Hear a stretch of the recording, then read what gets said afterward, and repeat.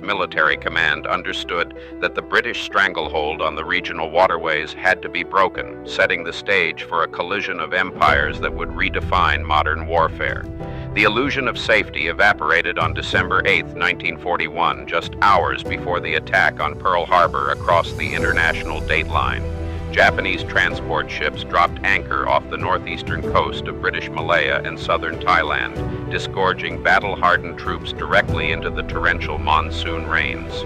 Instead of facing a frontal assault on their fortified island, British and Commonwealth forces found themselves confronting a highly mobile, fiercely aggressive enemy pushing rapidly down the peninsula. The Malayan campaign had begun, plunging the defenders into a chaotic struggle for survival in an environment they had entirely misjudged.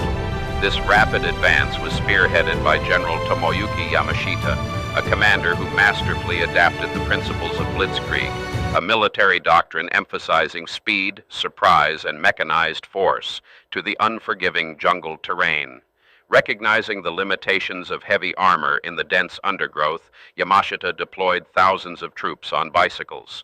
This unconventional tactical innovation allowed Japanese infantry to move silently and swiftly along narrow plantation tracks, continually outflanking rigid British defensive lines. When bridges were blown by retreating forces, Japanese soldiers simply waded across rivers carrying their bicycles, maintaining a relentless tempo that paralyzed Allied decision-making. The strategic nightmare deepened just 2 days into the invasion with a catastrophic blow to British naval prestige.